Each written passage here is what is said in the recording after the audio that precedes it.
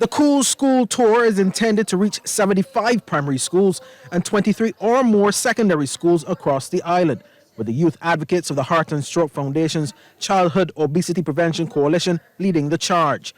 Speaking during the launch for the tour, principal of the St. Michael's School, Tanya Hardin, talked about efforts by her school so far to encourage students to make healthier eating and drinking choices following the launch of the Education Ministry's National School Nutrition Policy. The St. Michael's School was a pilot for making sure that students were eating in a healthy manner, and this meant that we had banned soft drinks, and up to this day, of course, we still don't have soft drinks at the canteen. The school's nutrition policy would have brought upon us a reduction in the days that fried chips were sold.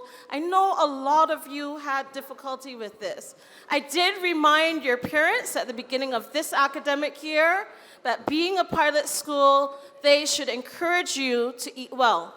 The problem is, it does come down to your choice.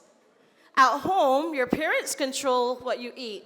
Here at school, there's no one looking over your shoulder to tell you, don't eat chips every day or don't eat fried foods every day.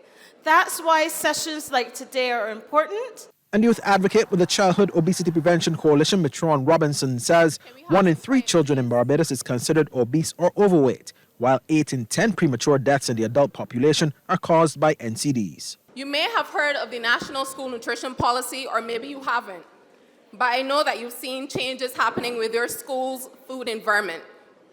No more sugary sweetened beverages. We've also reduced the amount of junk food being sold at school, and I know there have been concerns about less fried chicken being sold, and ultra-processed foods as well.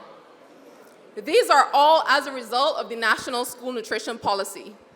We truly want the best for each and every one of you, to be the best athlete, the best lawyer, the best doctor, or best teacher that you can be. And student rep Damani Beckles had this advice for his colleagues. If you all want to get a job, right, the best thing to do is just cut out your all sugary drinks one time, because you're all just putting yourself in a bad place. Think about it as sugary drinks as drugs, right?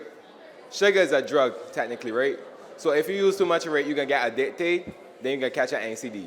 So in the end, right, you're going to still go and cut out your soft drinks eventually. Meanwhile, chair of the Childhood Obesity Prevention Coalition, Professor Anson John, also commented on the tour. The purpose of the program, the short one through the schools, is to explain the values of the school nutrition policy, good health in our students, to try to inculcate better habits of nutrition before they reach adult life and develop NCDs. She says in addition to primary and secondary schools, they will also be getting the help of the University of the West Indies, Barbados Community College, and Ross University, among others.